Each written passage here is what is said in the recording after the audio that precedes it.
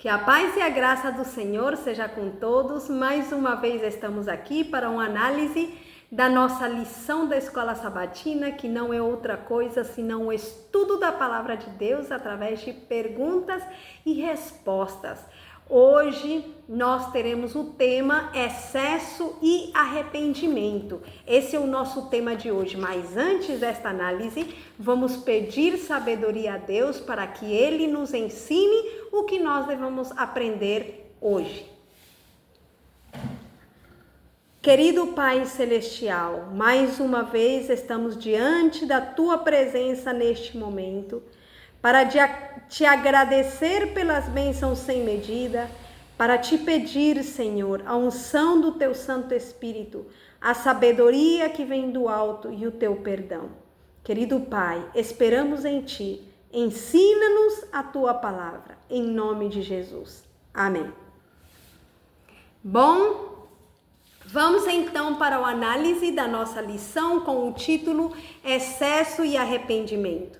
A nossa introdução está muito interessante e nos diz da seguinte maneira: nem uma vez se deve permitir que o sentimento assuma o domínio do juízo.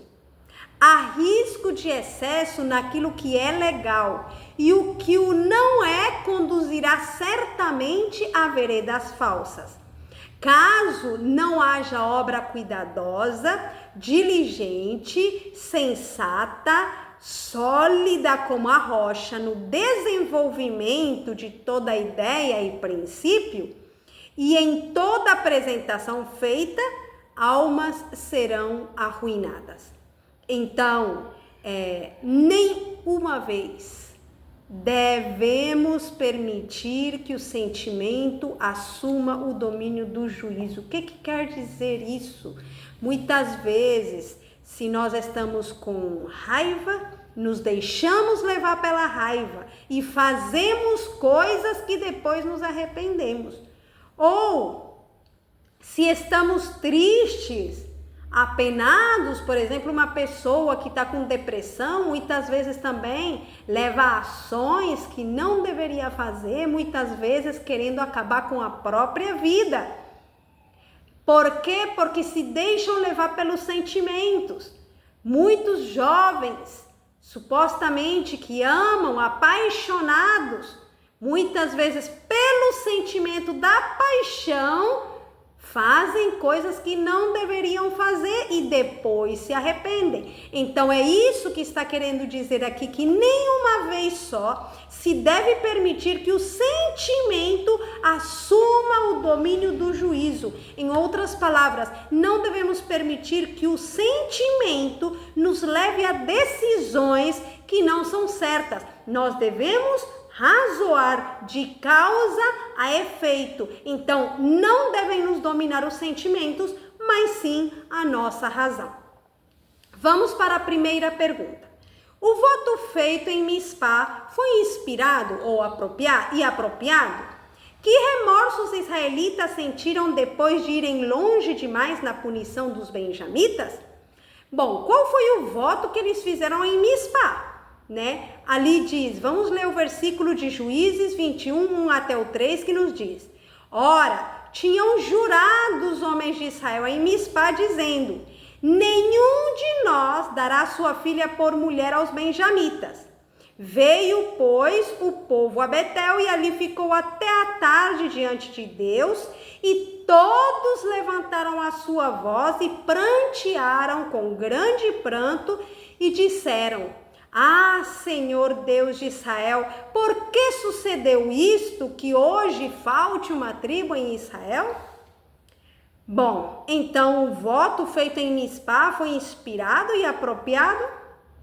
Não, é como nós limos na nota da introdução. Eles se deixaram levar pelos sentimentos, estavam com raiva, porque os benjamitas tinham feito algo muito errado, que já vimos nas lições anteriores. E, no entanto, ou seja, os benjamitas não se arrependeram, não quiseram entregar as pessoas culpadas. Por esta razão, com tanta raiva, eles prometeram, disseram: as nossas filhas não daremos aos benjamitas. Mas depois eles se arrependeram, porque quando houve a guerra, quase foram exterminados os benjamitas, as suas mulheres, as suas crianças, todos foram exterminados. E eles ficaram sem mulheres. Como é que iriam procriar mais filhos se não tinham mulheres? E nós sabemos que o povo de Deus não deveria tomar mulheres que não fossem do povo de Deus. Mas o mesmo povo de Deus já tinha proibido, ou já tinham juramentado não dar suas filhas por mulheres aos benjamitas. E agora então veio o remorso. A notinha nos diz: é levar o que é lícito em excesso que o torna um pecado grave. Satanás estuda todo indício da fragilidade da natureza humana. Nota os pecados que cada indivíduo é inclinado a cometer e então cuidem que não faltem oportunidades para satisfazer a tendência para o mal. Tenta os homens ao excesso naquilo que em si mesmo é lícito. Multidões aceitam avidamente os ensinos que as deixam em liberdade para obedecer aos impulsos do coração carnal. O Grande Conflito, página 555, é muito interessante para refletirmos. Não será que nós também muitas vezes nos deixamos levar ao excesso das coisas? Brincadeiras, eu vi uma vez quando eu era criança que um irmão, ele fez uma competência com outro irmão para ver quem comia mais laranja. E aí um deles acabou quase meio saco de laranja de uma vez só. E sabe o que deu nele? Deu uma doença, não sei se era o nome dela peritonite, mas o certo é que ele foi parar no hospital. E aquilo é pecado. Estamos destruindo o nosso corpo, que é o templo do Espírito Santo. A fruta, a verdura, a alimentação é necessária, mas quando nós comemos exageradamente, estamos levando algo ao excesso e então se torna um pecado. A relação íntima entre os esposos é algo que se permite somente dentro do casamento. No entanto, se essa relação íntima se leva aos excessos, também é um pecado. Tanto qualquer coisa que nós façamos, por mais lícito que seja, mas se nós levamos ao excesso, se torna um pecado. Será que nós estamos deixando que a razão nos governe? Eu me lembro que tem um parágrafo no livro Conselhos sobre o Regime Alimentar, onde a irmã Ellen White, ela diz que a razão deve dominar o nosso paladar e não o paladar dominar a nossa razão. Muitas vezes sabemos que tem alimentos que nos fazem mal. Por exemplo, uma pessoa que tem diabetes não deveria usar o açúcar. É muito prejudicial para ela, mas muitas vezes as pessoas que têm essa doença são as que mais fazem uso do açúcar. As pessoas que têm problema de colesterol gostam de muitas coisas fritas, de muita gordura, de muita manteiga, de queijo. Essas coisas, o que vão fazer para aquela pessoa? Vão adoecer mais ainda. Então, o que nós estamos fazendo? Estamos deixando que os sentimentos, que os nossos gostos tomem domínio da razão, mas ali diz, nem uma só vez deveríamos deixar que os nossos sentimentos dominem o nosso juízo. Temos que pedir a Deus que Ele nos dê sabedoria para saber nos dominar. No entanto, muitas vezes a pessoa já está muito fraca de tanto fazer uso daquela coisa que a pessoa gosta, ela está muito fraca. E nós, os que nos sentimos de repente um pouquinho mais fortes, não devemos condenar aqueles que estão nessa fragilidade. Devemos animá-los para sair daí, para que eles creiam que em Deus há poder para vencer toda a tentação. Por isso, na ciência do bom viver diz, devemos esforçar-nos por compreender as fraquezas dos outros. Pouco sabemos nós das provas de coração daqueles que têm estado ligados em cadeias de trevas, a quem falta resolução e poder moral. Por demais lastimável é a condição daquele que sofre ao peso do remorso. É como uma pessoa aturdida, cambaleante, a afundar-se no pó. Não pode ver nada com clareza. A mente se acha obscurecida, não sabe que passo há de dar. Muita pobre alma é mal compreendida, mal apreciada, cheia de aflição e de angústia, uma ovelha desgarrada, uma ovelha perdida. Não pode encontrar a Deus e ela experimenta todavia um intenso anseio de perdão e de paz. Muitas dessas pessoas que nós muitas vezes achamos sem solução são essas ovelhas desgarradas, essas ovelhas perdidas que precisam de Jesus. Não devemos afundá-las mais, mas devemos dar-lhes palavras de esperança para que possam sair do buraco onde estão e seguir em frente. Vamos para a pergunta número 2. Tenha cuidado ao fazer juramentos, é o nosso subtítulo. Em seu zelo para punir os benjamitas, que juramentos os israelitas fizeram? Que enorme arrependimento eles tiveram depois de causar tantas mortes na tribo de Benjamim? Bom, vamos ler a parte mais importante de Juízes, capítulo 21, versículo 4 até o 7. Aqui diz que se tinha feito um grande juramento acerca dos que não fossem ao Senhor em Mispá, dizendo, morrerá certamente. Então, na pergunta número 1, nós vimos que eles já tinham feito um juramento que as suas filhas não dariam por mulheres aos benjamitas. Mas agora nós vemos que ao mesmo tempo, no momento da raiva, do sentimento de ira, eles fizeram também outro juramento ao mesmo tempo. E esse outro juramento era que qualquer do povo de Israel que não fosse à guerra, ou seja, que não fosse lá em Mispá, onde eles guerreariam contra os benjamitas, então seria morto. Esse foi o outro juramento que eles fizeram. Vamos ler a nossa notinha. Vi que alguns dos filhos de Deus têm cometido um erro no que respeita a prestar juramento, e Satanás se tem aproveitado disto para os oprimir, e deles tirar o dinheiro de seu senhor. Vi que as palavras do nosso Senhor, de maneira nenhuma jureis, não se referem ao juramento judicial. Seja, porém, o vosso falar sim, sim, não, não, porque o que passa disto é de procedência maligna, diz Mateus, capítulo 5, versículo 34 e 37.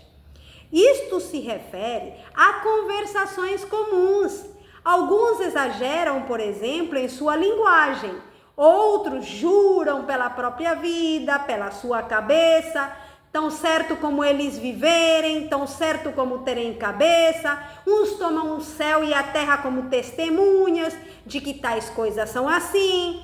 Outros ainda esperam que Deus lhes tire a existência se o que estão dizendo não é verdade.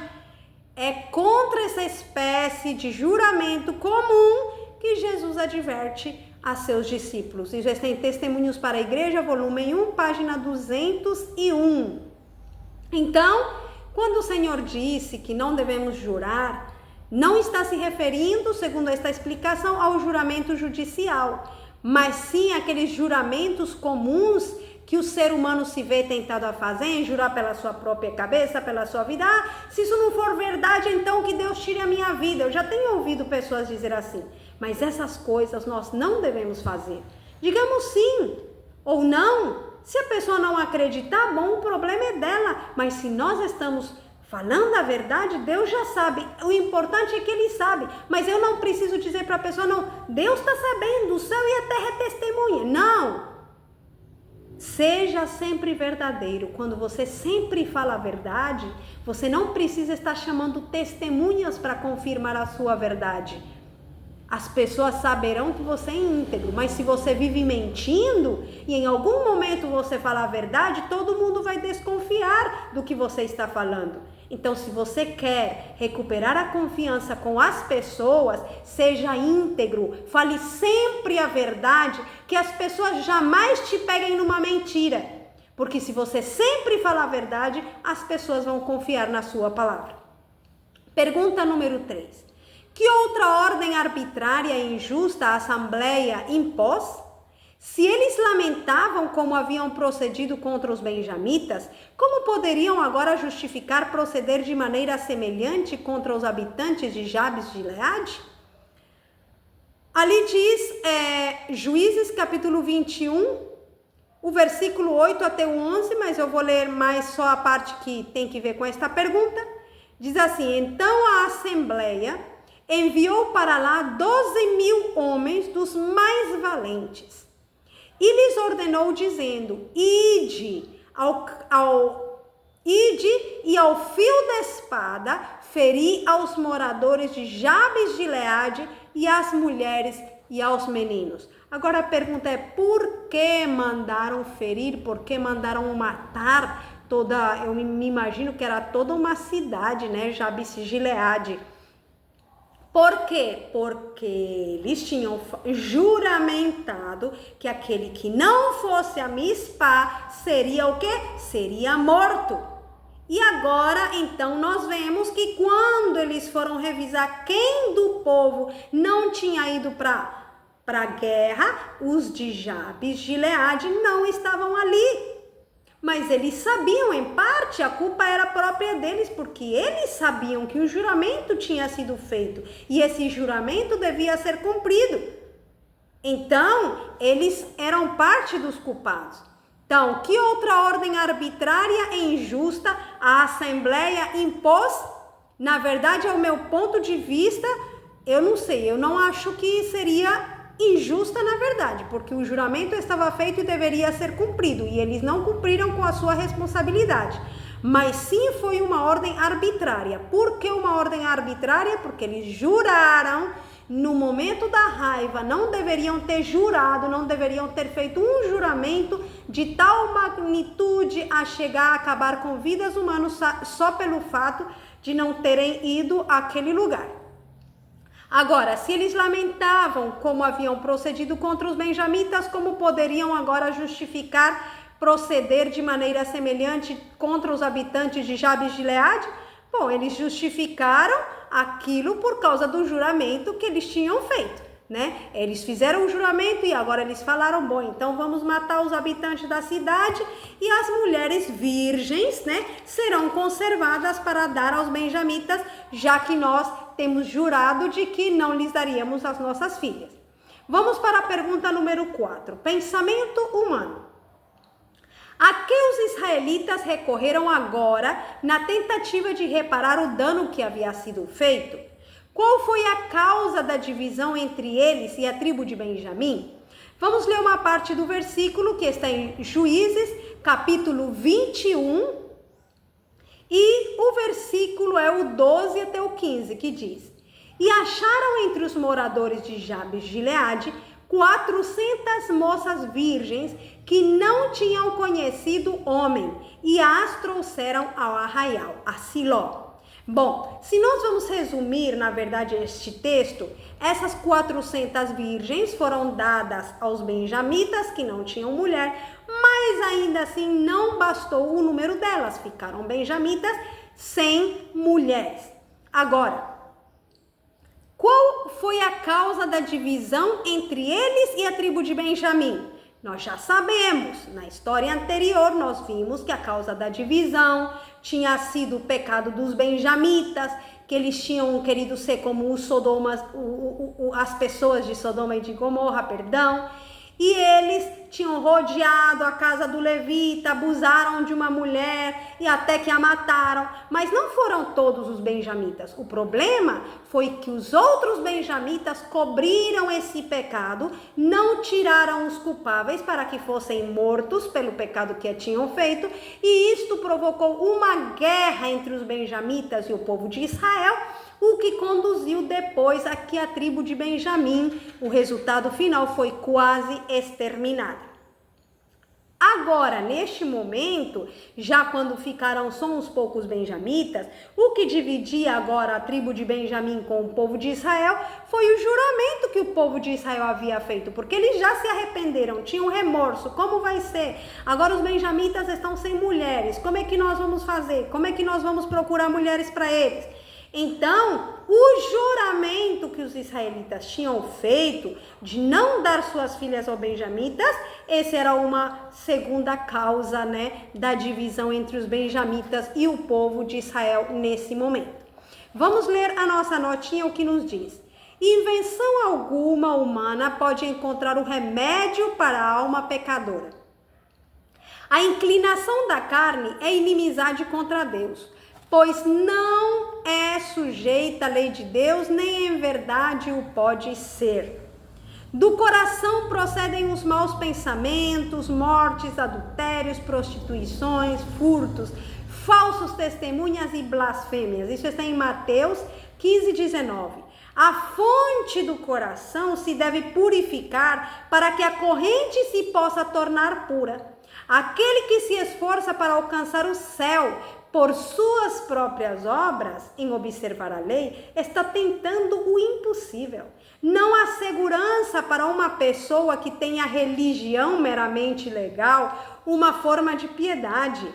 A vida cristã não é uma modificação ou melhoramento da vida antiga, mas uma transformação de natureza. Tem lugar a morte do eu e do pecado e uma vida começa toda nova. Por isso que diz o versículo de Gálatas, diz, agora já não vivo eu, mas Cristo vive em mim. E aquele que está em Cristo, nova criatura é. Essa mudança só se pode efetuar mediante a eficaz operação do Espírito Santo.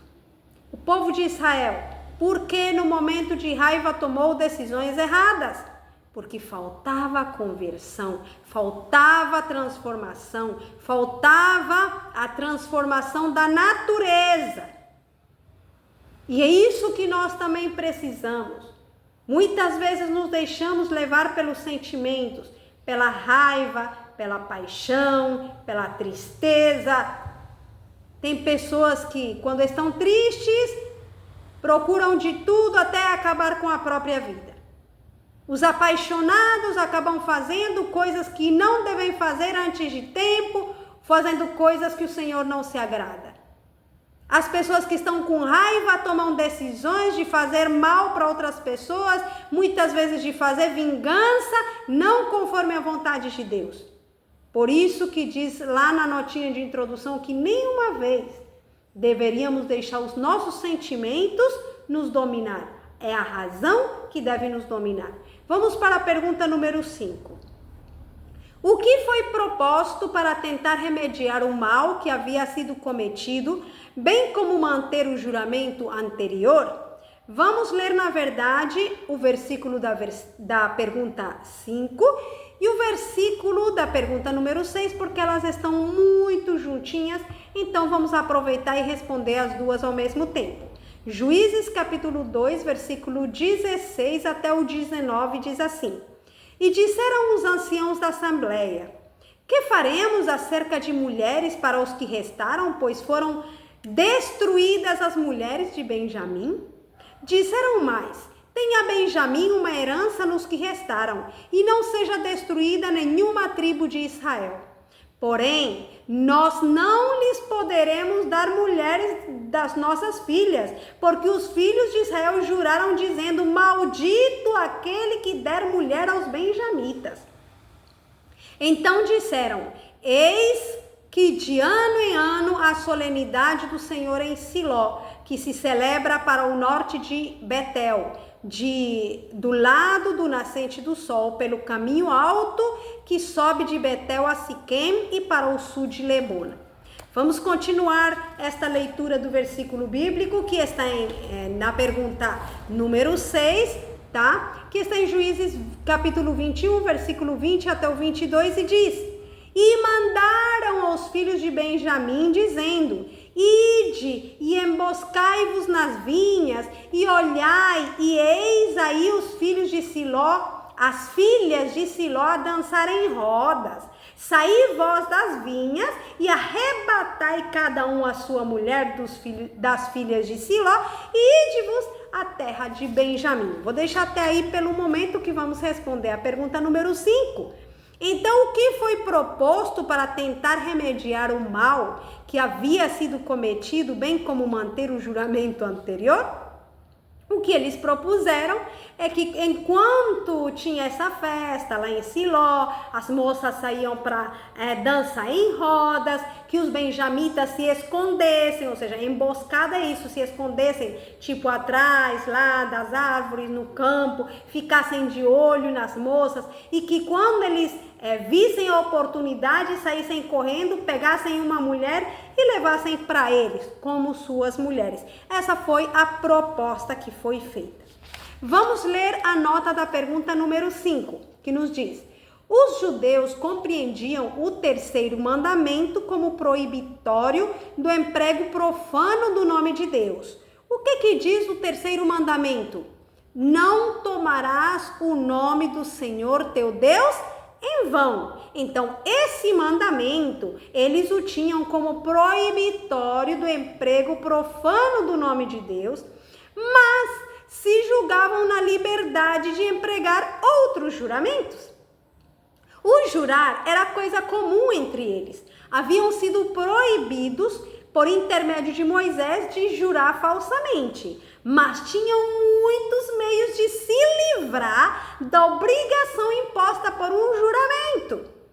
Não temiam condescender com o que era realmente profano, nem recuavam do perjúrio, contanto que o mesmo estivesse velado por qualquer técnica evativa à lei.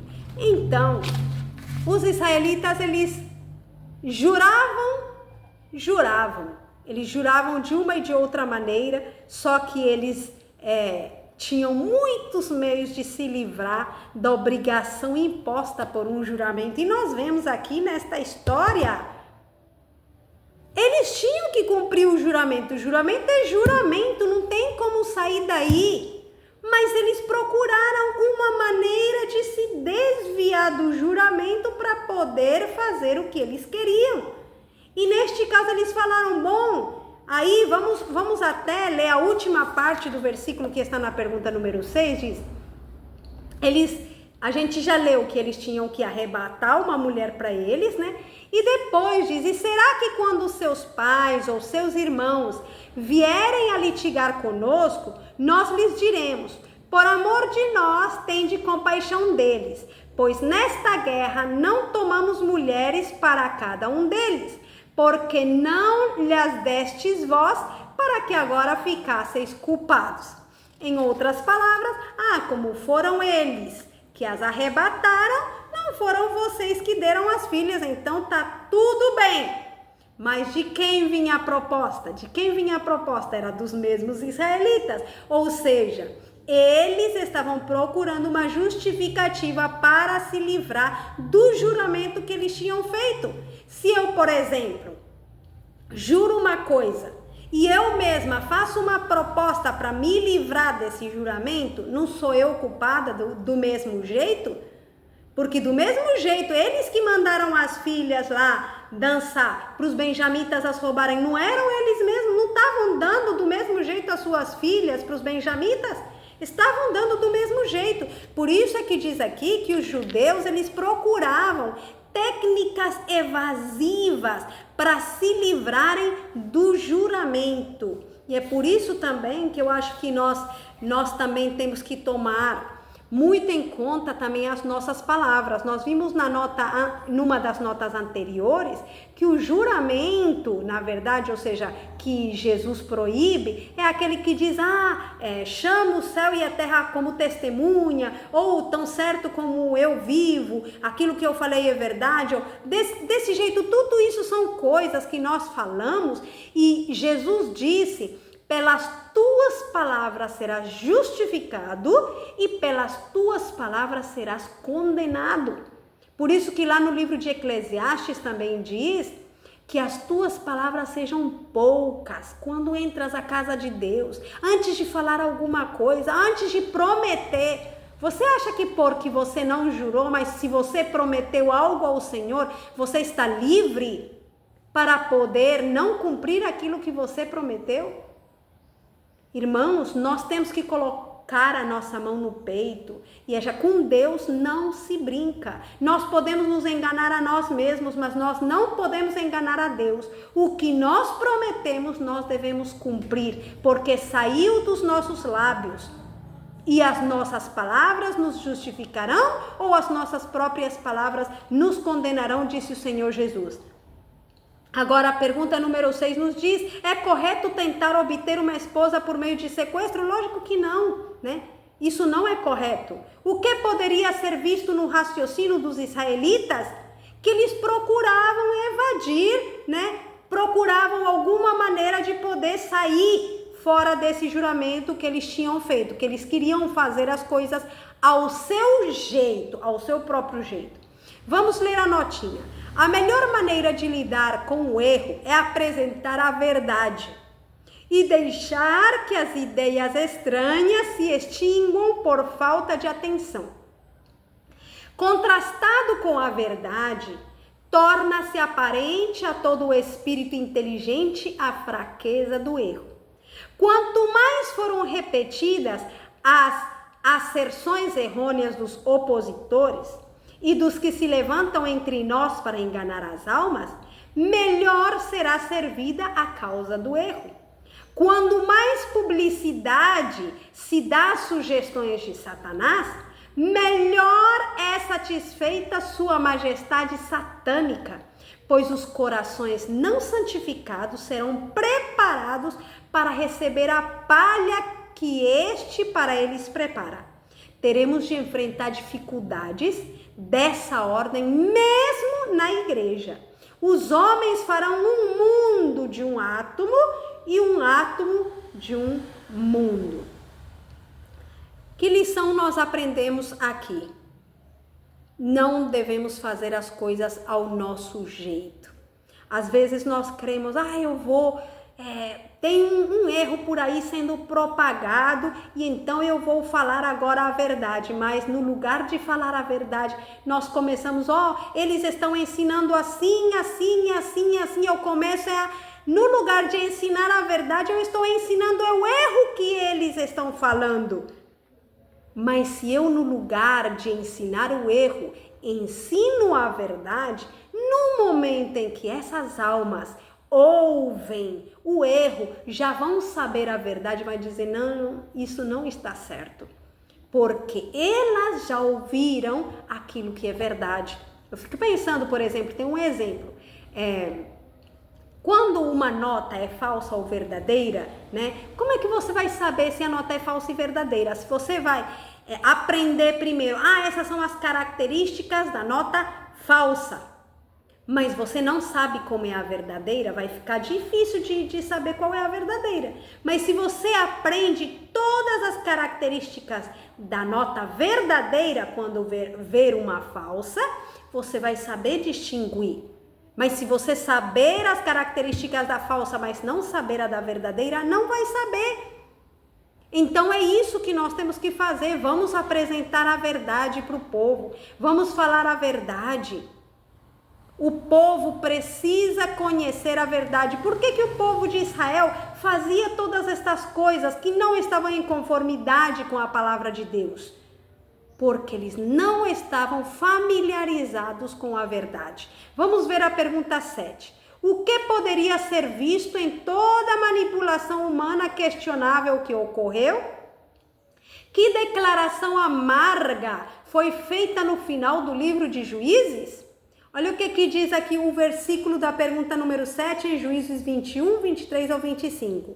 E os filhos de Benjamim o fizeram assim e levaram mulheres conforme ao número deles, das que arrebataram das rodas que dançavam, e foram-se e voltaram à sua herança, reedificaram as cidades e habitaram nelas. Também os filhos de Israel partiram dali, cada um para a sua tribo, para a sua família, e saíram dali, cada um para a sua herança. Naqueles dias, não havia rei em Israel, porém cada um fazia o que parecia reto aos seus olhos. Então, o que poderia ser visto em toda a manipulação humana questionável que ocorreu? Que eles não conheciam a verdade, precisavam conhecer a verdade. E que declaração amarga foi feita no final do livro de Juízes?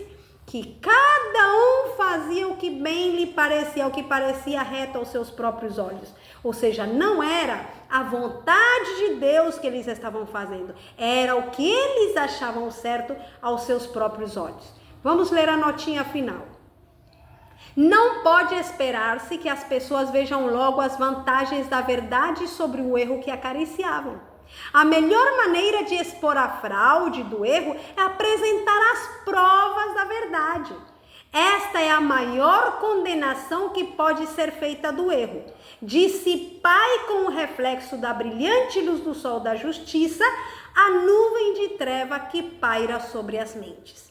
Muitas vezes há erros que de repente até nas igrejas são acariciados, mas se nós apresentarmos a verdade, as trevas vão ser dissipadas. Que o Senhor nos ajude e nos abençoe, para que nós não tenhamos excesso no nosso dia a dia, que não nos deixemos levar pelos sentimentos, tomando decisões erradas que nos levem a um arrependimento, a um remorso, mas que ao contrário, que nós possamos agir com sabedoria. No entanto, se algum momento nós já temos falhado, vamos a Jesus, o nosso Salvador, Ele nos perdoa. Em 1 João 2,1 diz: filhinhos meus, estas coisas vos escrevo para que não pequeis. Mas se alguém pecar, advogado temos para com Deus, a Jesus Cristo o justo. Querido amigo, temos esperança, mas não esperemos que como Jesus é o nosso advogado, então eu vou continuar pecando e vou continuar... Não, não é assim. Porque nós sabemos que os pecados, quando nós os cometemos, eles deixam cicatrizes. E muitas vezes essas dores não somem tão fácil. Por isso, o melhor é seguirmos o exemplo do nosso Salvador Jesus Cristo. Vamos pedir a Ele a sua bênção e a sua direção para concluir. Querido Pai Celestial, o estudo desta lição nos fez ver quantas vezes temos errado. Temos feito a nossa própria vontade do que a tua vontade. Mas nós te pedimos, Pai, nos ajude a confiar em Ti. Ajuda-nos a ter domínio próprio sobre os nossos gostos, as nossas decisões, os nossos sentimentos, Pai. Ajuda-nos a deixar o Espírito Santo agir na nossa vida, fazendo uma transformação da nossa natureza, para que possamos aprender a amar a Tua lei, amar a Tua palavra e amar obedecer os Teus mandamentos. Querido Pai, abençoa cada pessoa presente. É o que eu te peço em nome de Jesus. Amém. Que Deus te abençoe.